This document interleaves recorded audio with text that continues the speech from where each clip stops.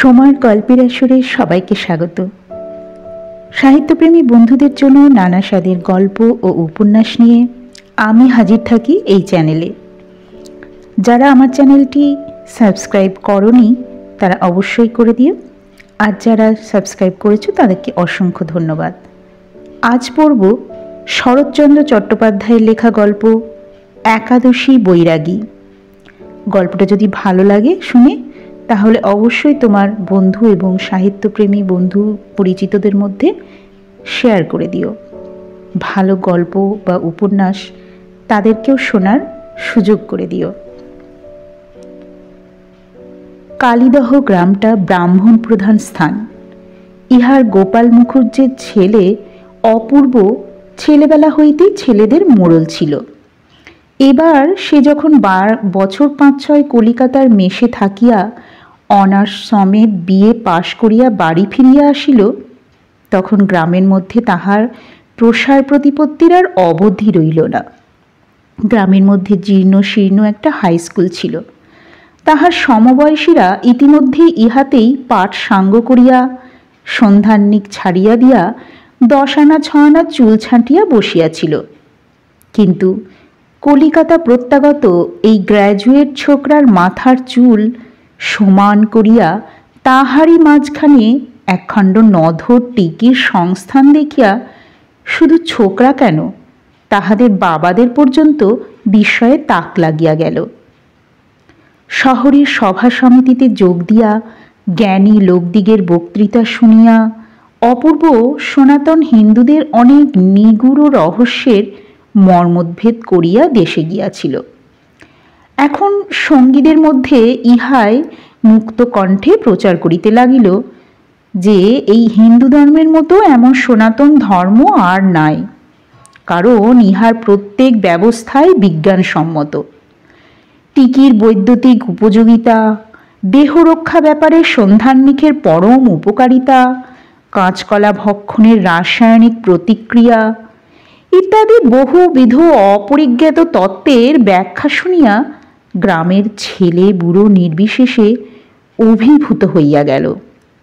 এবং তাহার ফল হইল এই যে অনতিকাল মধ্যেই ছেলেদের টিকি হইতে আরম্ভ করিয়া সন্ধ্যাহ্নিক, একাদশী, পূর্ণিমা ও গঙ্গা স্নানের ঘটায় বাড়ির মেয়েরাও হার মানিল। হিন্দু ধর্মের পুনরুদ্ধার, দেশোদ্ধার ইত্যাদি জল্পনা কল্পনায় যুবক মহলে একেবারে হৈ হৈ পড়িয়া গেল। বুড়ারা বলিতে লাগিল, হ্যাঁ, গোপাল মুখুজ্জের বরাত বটে। মা কমলারও যেমন সুদৃষ্টি, সন্তান জন্মিয়াছেও তেমনি। না হইলে আজকালকার কালে এতগুলো ইংরাজি পাশ করিয়াও এই বয়সে এমনই ধর্মে মতিগতি কয়টা দেখা যায়। সুতরাং দেশের মধ্যে অপূর্ব একটা অপূর্ব বস্তু হইয়া উঠিল। তাহার হিন্দু ধর্ম প্রচারিণী, ধূমপান নিবারণী ও দুর্নীতি দলনী এই তিনটা সভার আস্ফালনে গ্রামে চাষাভুষার দল পর্যন্ত সন্ত্রস্ত হইয়া উঠিল। 5 কড়ি তেওর তারি খাইয়া তাহার স্ত্রীকে প্রহার করিয়াছিল শুনিতে পাইয়া অপূর্ব সদল বলে উপস্থিত হইয়া 5 কড়িকে এমনই শাসিত করিয়া দিল যে পরদিন 5 কড়ির স্ত্রী স্বামী লইয়া বাপের বাড়ি পলাইয়া গেল। ভগা কাউরা অনেক রাত্রিতে বিল হইতে মাছ ধরিয়া বাড়ি ফিরিবার পথে গাঁজার ঝোঁকে নাকি বিদ্যাসুন্দরের মালিনীর গান গাহিয়া যাইতেছিল। ব্রাহ্মণপাড়ার অবিনাশের কানে যাওয়ায় সে তার নাক দিয়া রক্ত বাহির করিয়া তবে ছাড়িয়া দিল। দুর্গাডোমের 14-15 বছরের ছেলে বিড়ি খাইয়া মাঠে যাইতেছিল। অপূর্বর দলের ছোকরার চোখে পড়ায় সে তাহার পিঠের উপর সেই জ্বলন্ত বিড়ি চাপিয়া ধরিয়া ফোসকা তুলিয়া দিল। এমনই করিয়া অপূর্বর হিন্দু ধর্ম প্রচারণী ও দুর্নীতি দলনী সভা ভানুমতির আম গাছের মতো সদ্যই ফুলে ফলে কালীদহ গ্রামটাকে একেবারে আচ্ছন্ন করিয়া ফেলিল। এইবার গ্রামের মানসিক উন্নতির দিকে নজর দিতে গিয়ে অপূর্বর চোখে পড়িল যে স্কুলের লাইব্রেরিতে শশীভূষণের 1.5খানা মানচিত্র ও বঙ্কিমের 2.5খানা উপন্যাস ব্যতীত আর কিছুই নাই। এই দীনতার জন্য সে হেডমাস্টারকে অশেষ রূপে লাঞ্ছিত করিয়া অবশেষে নিজেই লাইব্রেরি গঠন করিতে কোমর বাঁধিয়া লাগিয়া গেল।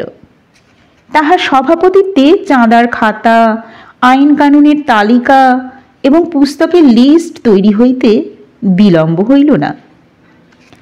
এতদিন ছেলেদের ধর্মপ্রচারের উৎসাহ গ্রামের লোকেরা কোনো মতে সহিয়াছিল, কিন্তু 2-1 দিনের মধ্যেই তাদের চাঁদা আদায়ের উৎসাহ গ্রামের ইতর ভদ্র গৃহস্থের কাছে এমনই ভয়াবহ হইয়া উঠিল যে খাতা বগলে ছেলে দেখিলেই তাহারা বাড়ির দরজা জানলা বন্ধ করিয়া ফেলিতে লাগিল।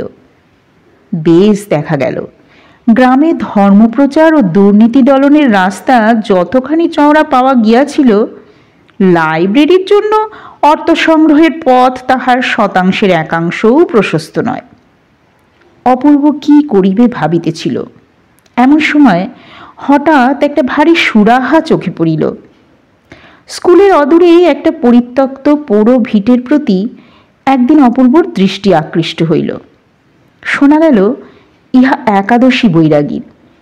অনুসন্ধান করিতে জানা গেল লোকটা কি একটা গর্হিত সামাজিক অপরাধ করায় গ্রামের ব্রাহ্মণেরা তাহার ধোপা, নাপিত, মুদি প্রভৃতি বন্ধ করিয়া বছর 10 পূর্বে উদ্বাস্তু করিয়া নির্বাসিত করিয়াছেন।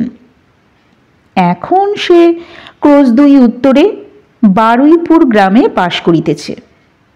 লোকটা নাকি টাকার কুমির, কিন্তু তাহার সাবেক নাম যে কি তাহা কেহই বলিতে পারে না। হাঁড়ি ফাটার ভয়ে বহু দিনের অব্যবহারে মানুষের স্মৃতি হইতে একেবারে লুপ্ত হইয়া গেছে। তদবধি এই একাদশী নামেই বৈরাগী মহাশয় সুপ্রসিদ্ধ। অপূর্ব তাল টুকিয়া কহিল, টাকার কুমির, সামাজিক কদাচার, তবে তো এই বেটাই লাইব্রেরির অর্ধেক ভার বহন করিতে বাধ্য, না হইলে সেখানে ধোপা, নাপিত, মুদিও বন্ধ। বারুইপুরের জমিদার তো দিদির মামা শ্বশুর। ছেলেরা মাতিয়া উঠিল এবং অবিলম্বে ডোনেশনের খাতায় বৈরাগীর নামের পিছনে একটা মস্ত অঙ্কপাত হইয়া গেল। একাদশীর কাছে টাকা আদায় করা হইবে, না হইলে অপূর্ব তাহার দিদির মামা শ্বশুরকে বলিয়া বারুইপুরেও ধোপা, নাপিত বন্ধ করিবে। সংবাদ পাইয়া রসিক স্মৃতিরত্ন লাইব্রেরির মঙ্গলার্থ উপযাচক হইয়া পরামর্শ দিয়া গেলেন যে বেশ একটু মোটা টাকা না দিলে মহাপাপী বেটা কালীদহে বাস্তু কে করিয়া রক্ষা করে দেখিতে হইবে, কারণ বাস না করিলেও এই বাস্তু ভিটার উপর একাদশীর যে অত্যন্ত মমতা, স্মৃতিরত্রে তাহা অগোচর ছিল না। যেহেতু বছর 2 পূর্বে এই জমিটুকু খরিদ করিয়া নিজের বাগানের অঙ্গীভূত করিবার অভিপ্রায়ে সবিশেষ চেষ্টা করিয়াও তিনি সফলকাম হইতে পারেন নাই, তাহার প্রস্তাবে তখন একাদশী অত্যন্ত সাধু ব্যক্তির ন্যায় কানে আঙুল দিয়া বলিয়াছিল, এমন অনুমতি করবেন না ঠাকুরমশাই, ওই 1 ফোঁটা জমির বদলে ব্রাহ্মণের কাছে দাম নিতে আমি কিছুতেই পারব না। ব্রাহ্মণের সেবায় লাগবে, এ তো আমার 7 পুরুষের ভাগ্য। স্মৃতিরত্ন নিরতিশয় পুলকিত চিত্তে তাহার দেবদ্বিজে ভক্তি শ্রদ্ধার 1,00,000 কোটি সুখ্যাতি করিয়া অসংখ্য আশীর্বাদ করার পরে একাদশী করজোড়ে সবিনয় নিবেদন করিয়াছিল, কিন্তু এমনি পোড়া অদৃষ্ট ঠাকুরমশাই যে 7 পুরুষের ভিটে আমার কিছুতেই হাতছাড়া করবার জো নেই। বাবা মরণকালে মাথার দিব্যি দিয়ে বলে গিয়েছিলেন, খেতেও যদি না পাস বাবা, বাস্তু ভিটে কখনো ছাড়িস নে, ইত্যাদি ইত্যাদি। সে আক্রোশ স্মৃতিরত্ন বিস্মৃত হন নাই। দিন 5 পরে একদিন সকালবেলা এই ছেলের দলটি 2 ক্রোশ পথ হাঁটিয়া একাদশীর সদরে আসিয়া উপস্থিত হইল। বাড়িটি মাটির, কিন্তু পরিষ্কার পরিচ্ছন্ন। দেখিলে মনে হয় লক্ষ্মী স্ত্রী আছে। অপূর্ব কিংবা তাহার দলের আর কেহ একাদশীকে পূর্বে কখনো দেখে নাই। সুতরাং চণ্ডীমণ্ডপে পা দিয়াই তাহাদের মন বিতৃষ্ণায় ভরিয়া গেল। এ লোক টাকার কুমিরই হোক, হাঙরই হোক, লাইব্রেরির সম্বন্ধে যে পুঁটি মাছটির উপকারে আসিবে না তাহা নিঃসন্দেহ।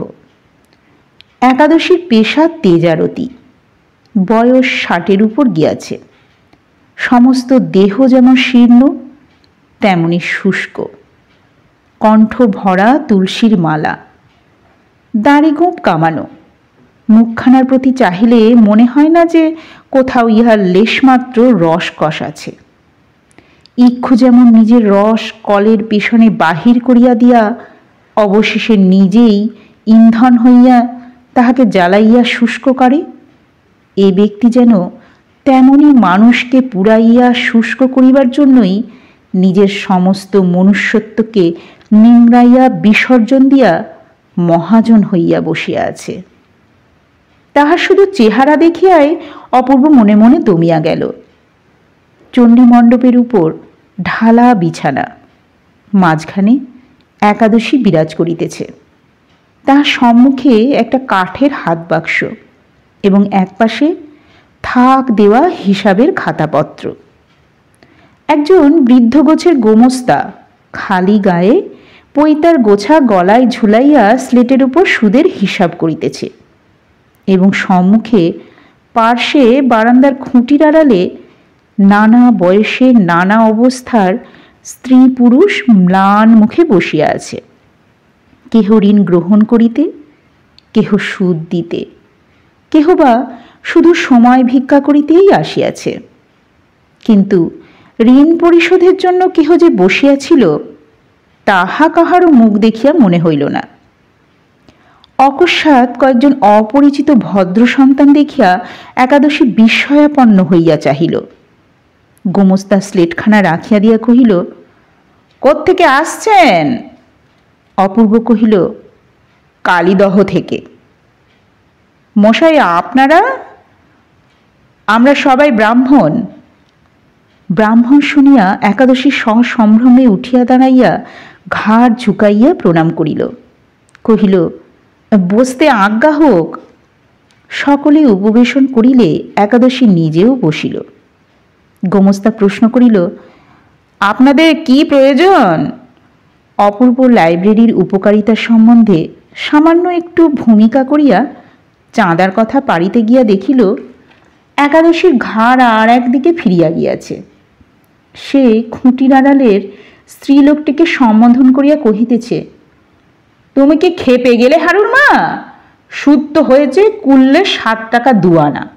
তার 2 আনায় যদি ছাড় করে নেবে, তার চেয়ে আমার গলায় পা দিয়ে জিভ বোর করে মেরে ফেলো না কেন? তাহার পরে উভয়ে এমনই ধস্তাধস্তি শুরু করিয়া দিল যেন এই 2 আনা পয়সার উপরেই তাহাদের জীবন নির্ভর করিতেছে। কিন্তু হারুর মাও যেমন স্ত্রীর সংকল্প, একাদশীও তেমনি অটল। দেরি হইতেছে দেখিয়া অপূর্ব উভয়ের বাগবিতণ্ডার মাঝখানেই বলিয়া উঠিল, আমাদের লাইব্রেরির কথাটা। একাদশী মুখ ফিরাইয়া বলিল, আগে এই যে শুনি। হ্যাঁ রে নফর, তুই কি আমাকে মাথায় পা দিয়ে ডুবুতে চাস রে? সে 2 টাকা এখনো শোধ দিলি নে, আবার 1 টাকা চাইতে এসেছিস কোন লজ্জায় শুনি? বলি সুদ টুদ কিছু এনেছিস? নফর ট্যাঁক খুলিয়া 1 আনা পয়সা বাহির করিতেই একাদশী চোখ রাঙাইয়া কহিল, 3 মাস হয়ে গেল না রে, আর 2 পয়সা কই? নফর হাত জোর করিয়া বলিল, আর নেই কর্তা, ধারার পর কত হাতে পায়ে পড়ে পয়সা 4টি ধার করে আনছি, বাকি 2 পয়সা আসছে হাটে বাড়ি দিয়ে যাব। একাদশী গলা বাড়াইয়া দেখিয়া বলিল, দেখি তোর ওদিকে ট্যাঁকটা। নফর বাঁদিকে ট্যাঁকটা দেখাইয়া অভিমান ভরে কহিল, 2 পয়সার জন্য মিছে কথা কইছে কর্তা? যে শালা পয়সা এনেও তোমাদের ঠকায়, তার মুখে পোকা পড়ুক, এই বলে দিলুম। একাদশী তীক্ষ্ণ দৃষ্টিতে চাহিয়া কহিল, তুই 4টে পয়সা ধার করে আনতে পারলি, আর 2 এমনি ধার করতে পারলি নে? নফর রাগিয়া কহিল, মাইরি দিলাস না করলুম না কর্তা, মুখে পোকা পড়ুক। অপূর্বর গা জ্বলিয়া যাইতেছিল। সে আর সহ্য করিতে না পারিয়া বলিয়া উঠিল, আচ্ছা আচ্ছা লোক তুমি মশাই। একাদশী একবার চাহিয়া দেখিল মাত্র, কোনো কথা কহিল না। পরাণ বাগদি সম্মুখের উঠান দিয়া যাইতেছিল। একাদশী হাত নাড়িয়া ডাকিয়া কহিল, পরাণ, নফরার কাছাটা একবার খুলে দেখ তোরে, পয়সা দুটো বাঁধা আছে নাকি। পরাণ উঠিয়া আসিতেই নফর রাগ করিয়া তাহার কাছার খুঁটে বাঁধা পয়সা দুটো খুলিয়া একাদশীর সম্মুখে ছুঁড়িয়া ফেলিয়া দিল। একাদশী এই বেয়াদবিতে কিছু মাত্র রাগ করিল না। গম্ভীর মুখে পয়সা ছটা বাক্সে তুলিয়া রাখিয়া গোমস্তাকে কহিল, ঘোষাল মশাই, নফরার নামে সুদ আদায় জমা করে নেন। হ্যাঁ রে, একটাটাকে কি আবার করবি রে? নফর কহিল, আবশ্যক না হলে কি এইছি মশাই? একাদশী কহিল, 8 আনা নিয়ে যা না, গোটা টাকা নিয়ে গেলেই তো 9-6 করে ফেলবি রে। তারপরে অনেক ঘষা মাজা করিয়া নফর মোড়ল 12 আনা পয়সা কর্জ লইয়া প্রস্থান করিল। বেলা বাড়িয়া উঠিতেছিল। অপূর্বর সঙ্গী অনাথ চাঁদার খাতাটা একাদশীর সম্মুখে নিক্ষেপ করিয়া কহিল, যা দেবেন দিয়ে দিন মশাই, আমরা দেরি করতে পারি নে।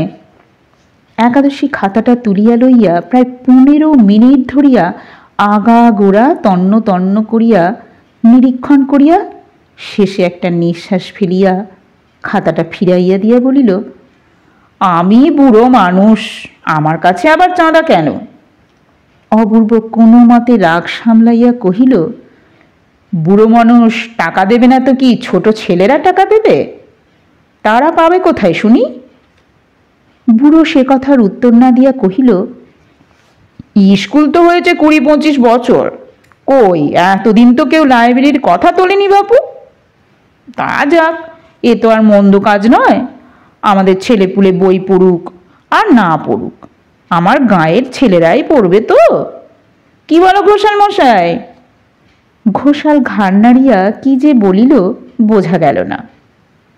একাদশী কহিল, তা বেশ, চাঁদা দেব আমি, একদিন এসে নিয়ে যাবেন 4 আনা পয়সা। কি বলো ঘোষাল? এর কমে আর ভালো দেখায় না। অত দূর থেকে ছেলেরা এসে ধরেছে, যা হোক একটু নামডাক আছে বলেই তো। আরও তো লোক আছে, তাদের কাছে তো চাইতে যায় না। কি বলো হে? ক্রোধে অপূর্বর মুখ দিয়া কথা বাহির হইল না। অনাথ কহিল, এই 4 আনার জন্যে আমরা এত দূরে এসেছি, তাও আবার আর একদিন এসে নিয়ে যেতে হবে? একাদশী মুখে একটা শব্দ করিয়া মাথা নাড়িয়া নাড়িয়া বলিতে লাগিল, দেখলেন তো অবস্থা, 6টা পয়সা হককে সুদ আদায় করতে বেটাদের কাছে কি ছ্যাঁচড়াপনাই না করতে হয়। তাই এ পাট বিক্রি হয়ে না গেলে আর চাঁদা দেবার সুবিধে। অপূর্বর রাগে ঠোঁট কাঁপিতে লাগিল, বলিল, সুবিধে হবে এখানেও ধোপানাপিত বন্ধ হলে। বেটা পিশাচ সর্বাঙ্গে ছিটে ফোঁটা কেটে জাত হারিয়ে বোষ্টম হয়েছেন। আচ্ছা। বিপিন উঠিয়া দাঁড়াইয়া একটি আঙুল তুলিয়া শাসাইয়া কহিল, বারুইপুরের রাখাল দাসবাবু আমাদের কুটুম্ব, মনে থাকে যেন বৈরাগী। বুড়া বৈরাগী এই অভাবনীয় কাণ্ডে হতবুদ্ধি হইয়া চাহিয়া রহিল। বিদেশি ছেলেদের অকস্মাৎ এত ক্রোধের হেতু সে কিছুতেই বুঝিতে পারিল না। অপূর্বকে বলিল, গরিবের রক্ত শুষে সুদ খাওয়া তোমার বার করব, তবে ছাড়ব। নফর তখনও বসিয়াছিল। তাহার কাছায় বাঁধা পয়সা দুটো আদায় করার রাগে মনে মনে ফুলিতেছিল। সে কহিল, যা কইলেন কর্তা তা ঠিক, বৈরাগী তো নয়, পিচেস। চোখে দেখলেন তো কি করে মোর পয়সা দুটো আদায় নিলে। বুড়োর লাঞ্ছনায় উপস্থিত সকলেই মনে মনে নির্মল আনন্দ উপভোগ করিতে লাগিল। তাহাদের মুখের ভাব লক্ষ্য করিয়া বিপিন উৎসাহিত হইয়া চোখ টিপিয়া বলিয়া উঠিল, তোমরা তো ভেতরের কথা জানো না, কিন্তু আমাদের গাঁয়ের লোক, আমরা সব জানি। কি গো বুড়ো, আমাদের গাঁয়ে কেন তোমার ধোপা নাপতে বন্ধ হয়েছিল বলবো? খবরটা পুরাতন, সবাই জানিত একাদশী সদ্গোপের ছেলে, জাত বৈষ্ণব নহে। তাহার একমাত্র বৈমাত্রেয় ভগিনী প্রলোভনে পড়িয়া কুলের বাহির হইয়া গেলে একাদশী অনেক দুঃখে অনেক অনুসন্ধানে তাহাকে ঘরে ফিরাইয়া আনে। কিন্তু এই কদাচারে গ্রামের লোক বিস্মিত ও অতিশয় ক্রুদ্ধ হইয়া উঠে। তথাপি একাদশী বাপ মা মরা এই বৈমাত্র ছোট বোনটিকে কিছুতেই পরিত্যাগ করিতে পারে নাই। সংসারে তাহার আর কেহ ছিল না। ইহাকেই সে শিশুকাল হইতে কোলে পিঠে করিয়া মানুষ করিয়াছিল, তাহার ঘটা করিয়া বিবাহ দিয়াছিল। আবার অল্প বয়সে বিধবা হইয়া গেলে দাদার ঘরেই সে আদর যত্নে ফিরিয়া আসিয়াছিল। বয়স এবং বুদ্ধির দোষে এই ভগিনীর এত বড় পদস্খলনে বৃদ্ধ কাঁদিয়া ভাসাইয়া দিল। আহার নিদ্রা ত্যাগ করিয়া গ্রামে গ্রামে শহরে শহরে ঘুরিয়া অবশেষে যখন তাহার সন্ধান পাইয়া তাহাকে ঘরে ফিরাইয়া আনিল, তখন গ্রামের লোকের নিষ্ঠুর অনুশাসন মাথায় তুলিয়া লইয়া তাহার এই লজ্জিতা একান্ত অনুতপ্তা দুর্ভাগিনী ভগিনীটিকে আবার গৃহের পার করিয়া দিয়া নিজে প্রায়শ্চিত্ত করিয়া যাতে উঠিতে একাদশী কোনো মতেই রাজি হইতে পারিল না। অতঃপর গ্রামে তাহার ধোপা নাপিত মুদি প্রভৃতি বন্ধ হইয়া গেল। একাদশী নিরুপায় হইয়া ভেক লইয়া বৈষ্ণব হইয়া এই বারুইপুরে পলাইয়া আসিল। কথাটা সবাই জানিত, তথাপি আর একজনের মুখ হইতে আর একজনের কলঙ্ক কাহিনীর মাধুর্যটা উপভোগ করিবার জন্য সবাই উদ্গ্রীব হইয়া উঠিল। কিন্তু একাদশী লজ্জায় ভয়ে একেবারে জড়সড় হইয়া গেল, তাহার নিজের জন্য নয়, ছোট বোনটির জন্য। প্রথম যৌবনের অপরাধ গৌরীর বুকের মধ্যে গভীর ক্ষতের সৃষ্টি করিয়াছিল। আজিও যে তাহা তেমনই আছে, তিলার্ধ শুষ্ক হয় নাই।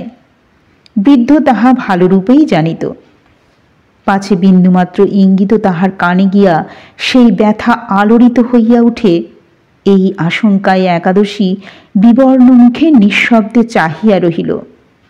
তাহার এই সকরুণ দৃষ্টির নীরব মিনতি আর কাহারও চক্ষে পড়িল না। কিন্তু অপূর্ব হঠাৎ অনুভব করিয়া বিস্ময়ে অবাক হইয়া গেল। বিপিন বলিতে লাগিল, আমরা কি ভিখিরি যে 2 কোষ পথ হেঁটে এই রৌদ্রে 4 গণ্ডা পয়সা ভিক্ষে চাইতে এসেছি? তাও আবার আজ নয়, কবে ওর কোন খাতকের পাট বিক্রি হবে সেই খবর নিয়ে আমাদের আর একদিন হাঁটতে হবে, তবে যদি বাবুর দয়া হয়। কিন্তু লোকের রক্ত শুষে সুদ খাও বুড়ো, মনে করেছ জোঁকের গায়ে যোগ বসে না? আমি এখানেও না তোমার হাঁড়ির হাল করি তো আমার নাম বিপিন ভট্টাচার্যই নয়। ছোট জাতের পয়সা হয়েছে বলে চোখে কানে আর দেখতে পাও না। চলো হে অপূর্ব, আমরা যাই, তারপরে যা জানি করা যাবে। বলিয়া সে অপূর্বর হাত ধরিয়া টান দিল। বেলা 11টা বাজিয়া গিয়াছিল। বিশেষত এতটা পথ হাঁটিয়া আসিয়া অপূর্বর অত্যন্ত পিপাসা বোধ হওয়ায় কিছুক্ষণ পূর্বে চাকরটাকে সে জল আনিতে বলিয়া দিয়াছিল। তাহার পর কলহ বিবাদে সে কথা মনে ছিল না, কিন্তু তাহার তৃষ্ণার জল এক হাতে এবং অন্য হাতে রেকাবিতে গুটি কয়েক বাতাসা লইয়া একটি 27-28 বছরের বিধবা মেয়ে পাশের দরজা ঠেলিয়া ভিতরে প্রবেশ করিতে তাহার জল চাওয়ার কথা স্মরণ হইল। গৌরীকে ছোট জাতের মেয়ে বলিয়া কিছুতেই মনে হয় না। পরনে গরদের কাপড়, স্নানের পর বোধ করি এইমাত্র আহ্নিক করিতে বসিয়াছিল। ব্রাহ্মণ জল চাহিয়াছে, চাকরের কাছে শুনিয়া সে আহ্নিক ফেলিয়া ছুটিয়া আসিয়াছে। কহিল, আপনাদেরকে জল চেয়েছিলেন যে? বিপিন কহিল, পাটের শাড়ি পরে এলেই বুঝি তোমার হাতে জল খাবো আমরা? অপূর্ব, ইনি সে বিদ্যেধরী হে। চক্ষের নিমিষে মেয়েটির হাত হইতে বাতাসার রেকাবটা ঝনাত করিয়া নিচে পড়িয়া গেল এবং সেই অসীম লজ্জা চোখে দেখিয়া অপূর্ব নিজেই লজ্জায় মরিয়া গেল। সক্রোধে বিপিনকে একটা কনুয়ের গুঁতো মারিয়া কহিল, এসব কি বাঁদরামি হচ্ছে? কাণ্ডজ্ঞান নেই? বিপিন পাড়াগাঁয়ের মানুষ, কলহের মুখে অপমান করিতে নরনারী ভেদাভেদ জ্ঞান বিবর্জিত নিরপেক্ষ বীর পুরুষ। সে অপূর্বর খোঁচা খাইয়া আরও নিষ্ঠুর হইয়া উঠিল। চোখ রাঙাইয়া হাঁকিয়া কহিল, কেন, মিছে কথা বলছি নাকি? ওর এত বড় সাহস যে বামুনের ছেলের জন্য জল আনে? আমি হাটে হাঁড়ি ভেঙে দিতে পারি জানো? অপূর্ব বুঝিল আর তর্ক নয়, অপমানের মাত্রা তাহাতে বাড়িবে বই কমিবে না। কহিল, আমি আনতে বলেছিলুম বিপিন, তুমি না জেনে অনর্থর ঝগড়া করো না। চলো আমরা এখন যাই। গৌরী রেকাবিটা কুড়াইয়া লইয়া কাহারও প্রতি দৃষ্টিপাত না করিয়া নিঃশব্দের দরজার আড়ালে গিয়া দাঁড়াইল। তথা হইতে কহিল, দাদা, এরা যে কিসের চাঁদা নিতে এসেছিলেন তুমি দিয়েছ? একাদশী এতক্ষণ পর্যন্ত বিহবলের ন্যায় বসিয়াছিল। ভগিনীর আহ্বানে চকিত হইয়া বলিল, না, এই যে দিই দিদি। অপূর্বর প্রতি চাহিয়া হাত জোর করিয়া কহিল, বাবুমশাই, আমি গরিব মানুষ, 4 আনাই আমার পক্ষে ঢের, দয়া করে নিন। বিপিন পুনরায় কি একটা কড়া জবাব দিতে উদ্যত হইয়াছিল।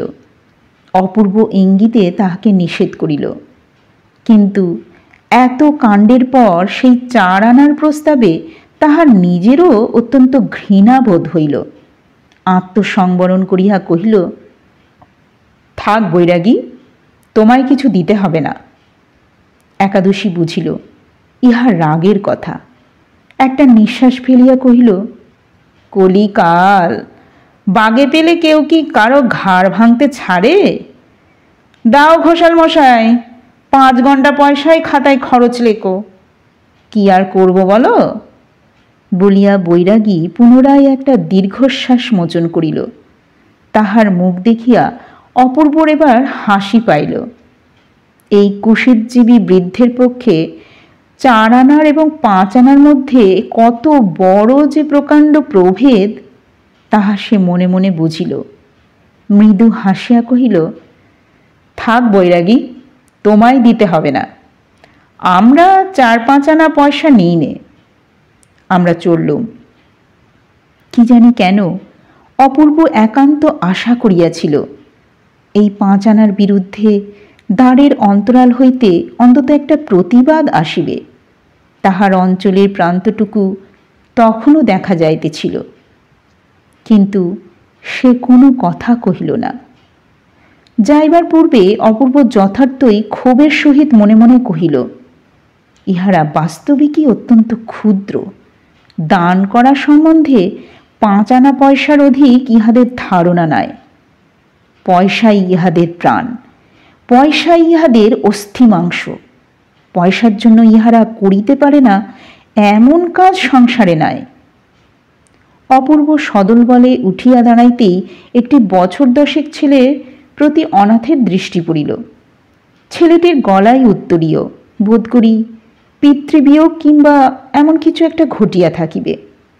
তাহার বিধবা জননী বারান্দায় খুঁটির আড়ালে বসিয়াছিল।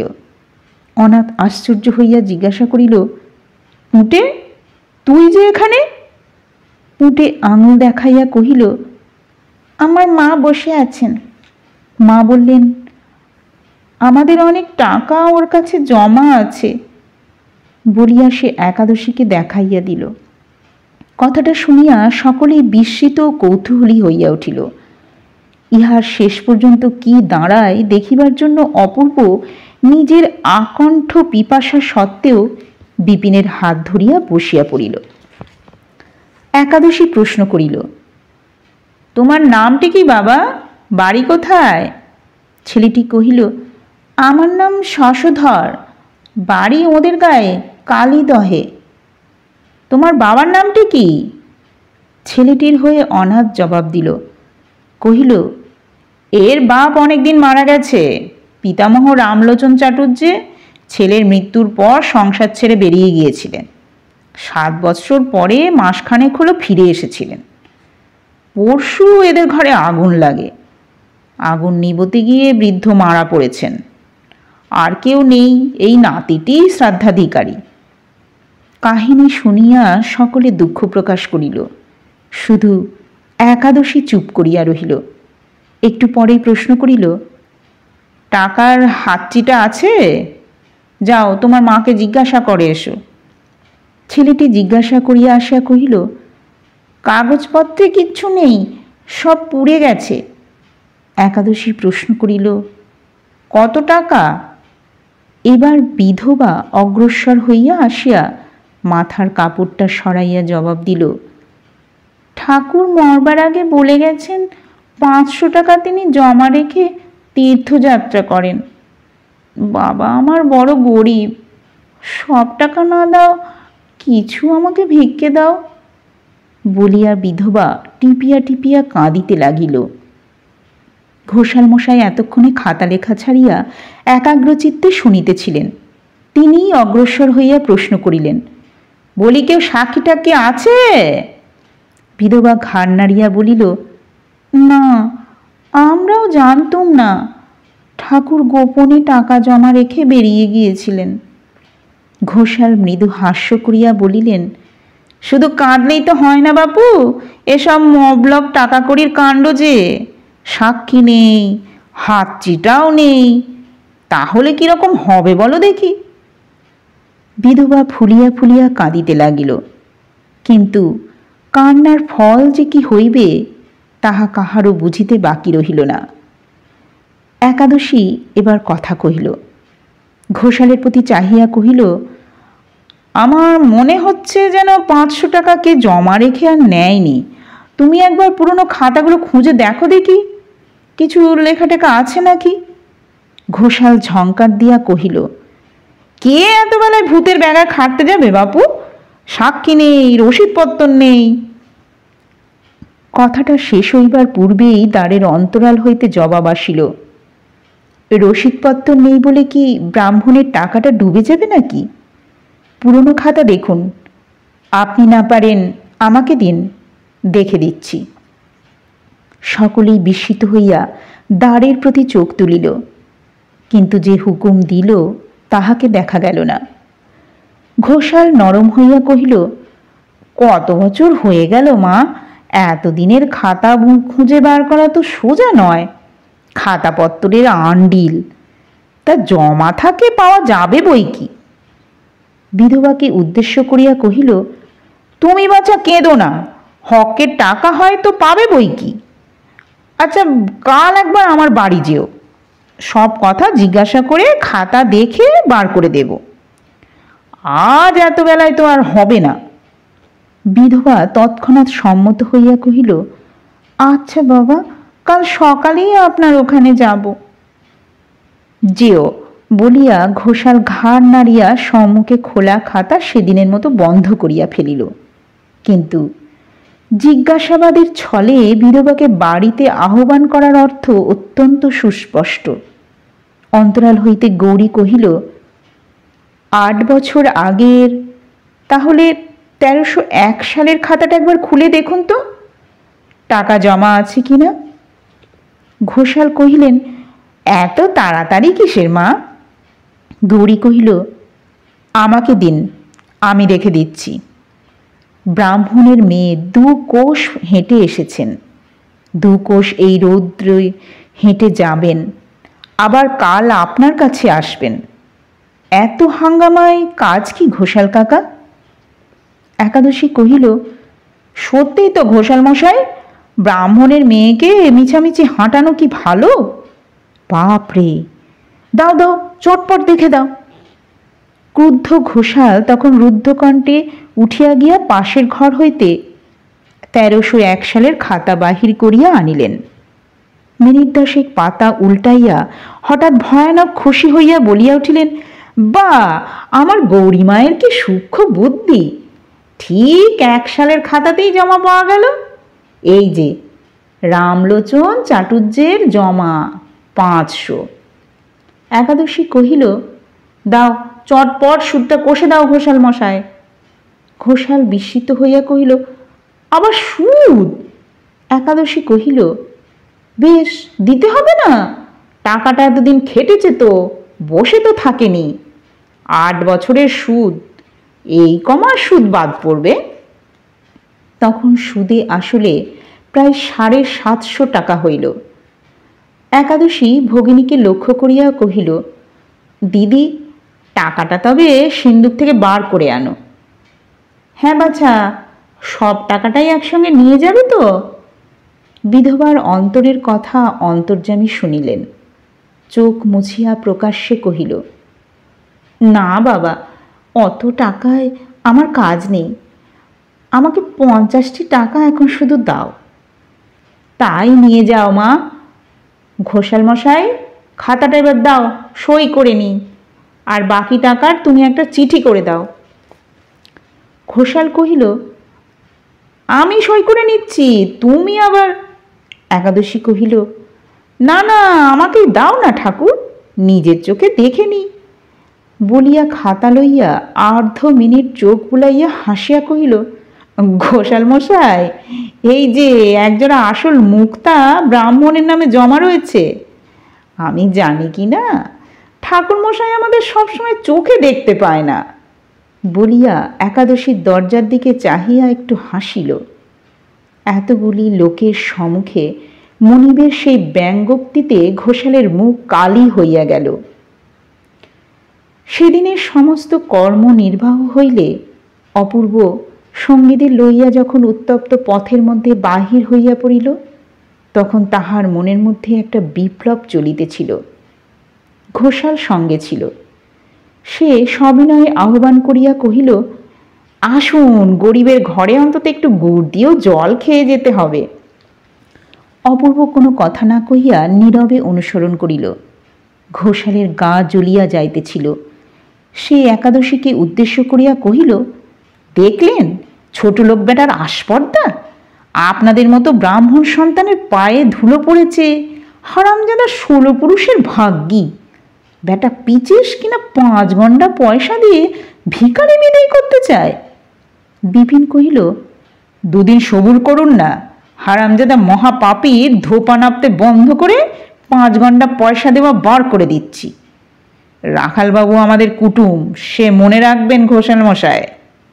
ঘোষাল কহিল, আমি ব্রাহ্মণ, 2 বেলা সন্ধ্যার্নিক না করে জল গ্রহণ করিনে। 2টো মুক্তের জন্য কিরকম অপমানটা দুপুরবেলায় আমাকে করলে চোখে দেখলেন তো? ব্যাটার ভালো হবে? মনেও করবেন না। সে বেটি যারে ছুঁড়ে নাইতে হয় কিনা বামুনের ছেলে তেষ্টার জল নিয়ে আসে। টাকার গুমরটা কিরকম হয়েছে একবার ভেবে দেখুন দেখি।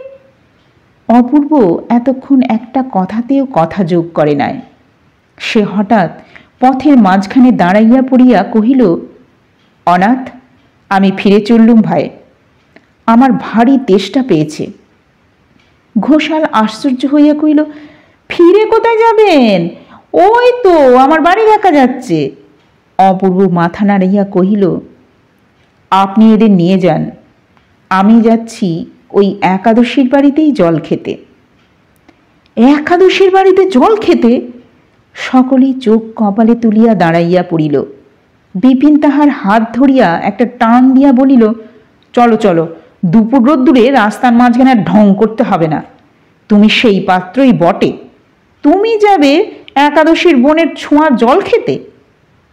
অপূর্বর হাত টানিয়া লইয়া দৃঢ়স্বরে কহিল, সত্যি আমি তার দেওয়া সেই জলটুকু খাবার জন্য ফিরে যাচ্ছি। তোমরা ঘোষাল মশাইয়ের ওখান থেকে খেয়ে এসো। ওই গাছতলায় আমি অপেক্ষা করে থাকব। তাহার শান্ত স্থির কণ্ঠস্বরে হতবুদ্ধি হইয়া ঘোষাল কহিল, এর প্রায়শ্চিত্ত করতে হয় তা জানেন? অনাথ কহিল, খেপে গেলে নাকি? অপূর্ব কহিল, তা জানি নে, কিন্তু প্রায়শ্চিত্ত করতে হয় সে তখন ধীরে সুস্থে করা যাবে, কিন্তু এখন তো পারলাম না। বলিয়া সে এই খর রৌদ্রের মধ্যে দ্রুত পদে একাদশীর বাড়ির উদ্দেশ্যে প্রস্থান করিল। গল্পটা তোমাদের কেমন লাগলো তা অবশ্যই কমেন্ট করো। ভালো লাগলে লাইক শেয়ার করতে ভুলো না। এইরকম আরও অনেক গল্প বা উপন্যাস শুনতে আমার চ্যানেলটি শুনতে থাকতে হবে। দেখা হবে আবার অন্য কোনো গল্প নিয়ে। আজ এই পর্যন্তই। বিদায়।